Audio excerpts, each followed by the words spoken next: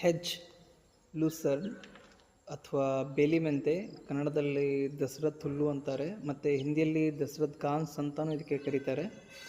ಇದು ನಾವು ನಮ್ಮ ಹೊಲದಲ್ಲಿ ಅಥವಾ ನಮ್ಮ ಗದ್ದೆ ಒಳಗೆ ಹೆಂಗೆ ಹಾಕಿವಂತ ನಾವು ನಿಮ್ಗೆ ತೋರಿಸ್ತೀವಿ. ನೀವು ನೋಡ್ಬೋದು. ಇದಕ್ಕೆ ನಾವು ಸೀಡ್ಸ್ ಎಲ್ಲಿಂದ ತರಿಸ್ತೀವಿ, ಇವು ಬೀಜಗಳು ಏನು ಮಾಡಬೇಕು ಅನ್ನೋದು ನಿಮ್ಗೆ ಎಲ್ಲ ಹೇಳ್ಕೊಡ್ತೀವಿ. ನಮ್ಮ ಚಾನಲ್ಗಿನ ಸಬ್ಸ್ಕ್ರೈಬ್ ಮಾಡಿಲ್ಲ ಅಂದರೆ ಸಬ್ಸ್ಕ್ರೈಬ್ ಮಾಡಿರಿ. ಹಾಗೆ ವಿಡಿಯೋ ಇಷ್ಟ ಆದ್ರೆ ಶೇರ್ ಮಾಡಿರಿ, ಲೈಕ್ ಮಾಡಿರಿ, ಕಮೆಂಟ್ ಮಾಡಿರಿ. ಇದು ನೀವು ನೋಡಕತ್ತೀರಲ್ಲ, ಇದು ಬೀಜ ಅದ ನೋಡ್ರಿ. ಇದು ಬೇಲಿ ಮೆಂತೆ ಬೀಜ. ನಮ್ಗೆ 1 kg ಇದು 800 ರೂಪಾಯಿ kg ಬಿದ್ದದ. ಯಾರಿಗಾದ್ರೆ ಬೇಕಾದ್ರೆ ನಮ್ಗೆ ಕಮೆಂಟ್ ಮೂಲಕ ತಿಳಿಸ್ಬೋದು. ನಿಮ್ಗೆ ಅವ್ರದ್ದು ನಂಬರ್ ಕೂಡ ಕೊಡ್ತೀವಿ. ಇದನ್ನು ನಾವು ಒಂದು ಬಕೆಟ್ ನೀರು ತೊಗೋಬೇಕು. ನೀರು ತೊಗೊಂಡು ಇದ್ರೊಳಗೆ ಒಂದು 24 ತಾಸು ಇವು ಏನು ಬೀಜಗಳು ಅದಾವಲ್ಲ ಇವನ್ನ ನೆನೆ ಇಡಬೇಕು ರೀ. ಅದ್ರೊಳಗೆ ನಾವು ನೀರೊಳಗೆ 24 ತಾಸು ಅಂದ್ರೆ ಒಂದು ದಿನ ನಾವು ನೀರೊಳಗೆ ನೆನೆ ಇಟ್ಟಿದ್ದೇವೆ ರೀ. ಅದು ಆದಮೇಲೆ ನೀರೊಳಗಿಂದು ನಾವು ಏನು ಮಾಡಬೇಕಪ್ಪ ಅಂದ್ರೆ, ಒಂದು ದಿನ ಆಗನ ನೀರೊಳಗಿಂದ ಎಲ್ಲ ನೀರು ತೆಗೆದು ಒಂದು ಅರ್ಬಿ ತೊಗೊಂಡು ಅರ್ಬಿ ಒಳಗೆ ಈ ಬೀಜಗಳೆಲ್ಲ ಹಾಕಿಬಿಡ್ಬೇಕು ರೀ. ಅಂದ್ರೆ 24 ತಾಸು ಫಸ್ಟಿಗೆ ಏನು ನೀರೊಳಗೆ ಇಡ್ತೀರಲ್ಲ ಅದು ಉಗುರು ಬೆಚ್ಚಗೆ ನೀರು ಇರ್ಬೇಕು ರೀ. ಅದ್ರ 24 ತಾಸಾಗನ ಅದು ಬೀಜಗಳು ತೊಗೊಂಡು ಒಂದು ಅರ್ಬಿ ಒಳಗೆ ಸುತ್ತಿ ಇಟ್ಬಿಡ್ಬೇಕು ರೀ. ಯಾಕಪ್ಪ ಅಂದ್ರೆ ಅದು ಮೊಣಕೆ ಹೊಡಿತದ. ಅದಕ್ಕೆ ನೀವು ಅರ್ಬಿ ಒಳಗೆ ಟೈಟಾಗಿ ಸುತ್ತಿ ಇಟ್ಬಿಡ್ಬೇಕು ರೀ.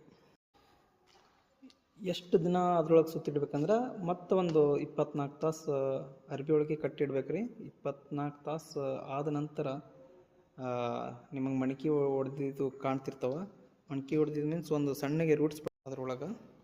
ನಾವು 2 ದಿನ ಇಟ್ಟಿದ್ದೇವೆ ರೀ. ನೀವು 1 ದಿನ ಇಟ್ಟು ಈ ಥರ ಮಣಕೆ ಹೊಡಿತನ ವೇಟ್ ಮಾಡ್ಬೇಕು ರೀ.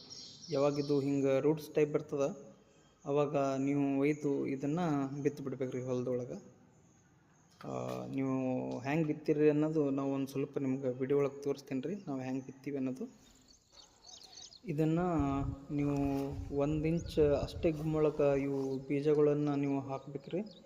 ಮೇಲೆ ಹಾಕ್ಬೇಕು, ಜಸ್ಟ್ 1 ಸೆಂಟಿಮೀಟ್ರ್ ಅಥವಾ 2 ಸೆಂಟಿಮೀಟ್ರ್ ಮ್ಯಾಗೆ ಹಾಕಿಬಿಡ್ರಿ. ಇದು ನೀವು ಏನು ನೋಡಕತ್ತೀರಲ್ಲ ಇದು ಒಂದು 10 ದಿನ ಆಗನ ಈ ಟೈಪ್ ನಿಮ್ಗೆ ಕಾಣಿಸ್ತಿರ್ತದೆ. 1 ವಾರ ಒಳಗೆ ಕಾಣಿಸ್ತದೆ ಸಣ್ಣದಾಗಿ. 10 ದಿನ ಆಗನ ನಮ್ಗೆ ಈಗ ಹೆಂಗೆ ಕಾಣಿಸಕತ್ತಲ್ಲ ರೀ ಆ ಟೈಪ್ ಕಾಣಿಸ್ತಿರ್ತದೆ. ಬೋಧ 3-4 ಫುಟ್ಟಿಂದ ಇರ್ಬೇಕು ರೀ. ನಡಬರ್ಕ ಸದಿ ಅಥವಾ ಹುಲ್ಲು ಬರ್ತಿರ್ತಾವೆ, ತೆಗಿಯೋಕೆ ಅನುಕೂಲ ಆಗ್ತಿರ್ತದೆ. ಇದು ನೋಡಿರಿ, ಈಗ ಇದು ಇಷ್ಟು ಎತ್ತರ ಆಗಿದಲ್ಲ, ಇದು ಇಷ್ಟು ಎತ್ತರ ಆಗಿದ್ದು ಇದು ಒಂದು 35 ಹಿಡ್ಕೊಂಡು 40 ದಿನದಾಗ ಇದು ಎಷ್ಟು ಎತ್ತರ ಆಗಿರ್ತದೆ ರೀ. ಇದು ಏನಿಲ್ಲ ಅಂದ್ರೆ ಒಂದು 3 ಫೀಟ್ ತನಕ ಆದ್ರೆ ಇದು ಹೈಟ. ಡ್ರಿಪ್ ಇದ್ದವರು ಡ್ರಿಪ್ ಹಚ್ಕೋಬೋದು ರೀ. ರೆಗ್ಯುಲರ್ ಏನು ಹಾಕಲಿಲ್ಲ ಅಂದ್ರೆ ನಡೀತದೆ ರೀ ಇದು. ಸೊ ಯಾವುದೇ ಥರ ಸಾಯಿಲ್ ಇದ್ರೂ ಇದಕ್ಕೆ ಅಡ್ಜಸ್ಟ್ ಮಾಡ್ಕೋತದೆ ಇದು. ಮತ್ತೊಂದು ನೀರಿದ್ದವರಿಗೆ ಇನ್ನೂ ತೀರಾ ಅನುಕೂಲ ರೀ. ಅವ್ರಿಗೆ ನೀವು ಒಂದು ವಾರಕ್ಕೆ ಒಮ್ಮೆ 10 ದಿನಕ್ಕೊಮ್ಮೆ ನೀರು ಬಿಟ್ರೂ ಓಕೆ, ಇದು ಎಲ್ಲ ನಡೀತಾರೆ. ಇದಕ್ಕೆ ಗೊಬ್ಬರ ಬಂದುಬಿಟ್ಟು ಯೂರಿಯಾ ಅಥವಾ DAP ಅಷ್ಟೇ ಪಾಲಿಸ್ರಿ. ಮತ್ತು ಉಳಿದಾವು ನೂರೊಂದು ನಮೂನಿ ಯಾವುದು ಏನೂ ಹಾಕಕ್ಕೆ ಹೋಗ್ಬೇಡ್ರಿ. ಬರೀ ಜಸ್ಟ್ ಯೂರಿಯಾ ಅಥವಾ DAP ಯೂಸ್ ಮಾಡಿಬಿಡ್ರಿ, ನಡೀತದೆ. ಯೂರಿಯಾನೇ ಹಾಕಕ್ಕೆ ಹೋಗ್ಬೇಡ್ರಿ ನೀವು. ಜಸ್ಟ್ ಒಂದು ಸ್ವಲ್ಪ DAP ಅಥವಾ 10-26 ಇವು ಎರಡರೊಳಗೆ ಒಂದೇ ಯೂಸ್ ಮಾಡಿದ್ರಂದ್ರೆ ಸಾಕು.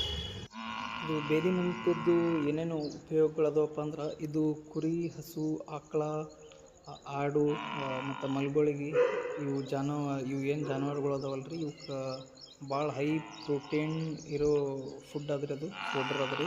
ಇದ್ರೊಳಗೆ 18 to 22% ಪ್ರೋಟೀನ್ ಇರ್ತದೆ ರೀ. ಇದರ್ಲಿಂತ ಮರಿಗಳು ಭಾಳ ವೇಟ್ ಗೇನ್ ಆಗ್ತಾವೆ ಮತ್ತು ಹಾಲು ಹೆಚ್ಚಿಗೆ ಕೊಡ್ತಿರ್ತಾವೆ. ಆಕಳು, ಹಸು ಆಗಲಿ. ಎಮ್ಮೆಗಳಿದ್ರೆ ಎಮ್ಮೆನೂ ಭಾಳ ಚಲೋ ತಿಂತದ್ರಿ ಇದು. ಎತ್ತುಗಳಿಗೂ ನಡೀತದೆ ರೀ, ಯಾರಾದರೂ ಎತ್ತು ಸಾಕಿರಪ್ಪ ಅಂದ್ರೆ.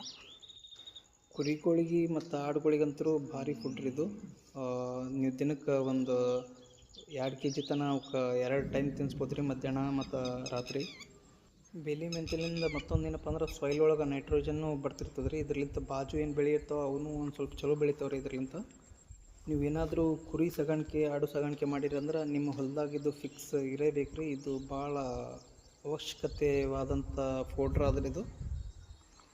ಇದೇ ಥರ ವಿಡಿಯೋಸಿಗೆ ನಮ್ಮ ಚಾನಲ್ನ ಸಬ್ಸ್ಕ್ರೈಬ್ ಮಾಡಿರಿ. ಮತ್ತು ಮುಂದೆ ಚಲೋ ವೀಡಿಯೋಸ್ ತರ್ತಿರ್ತೀವಿ ರೀ. ಧನ್ಯವಾದಗಳು.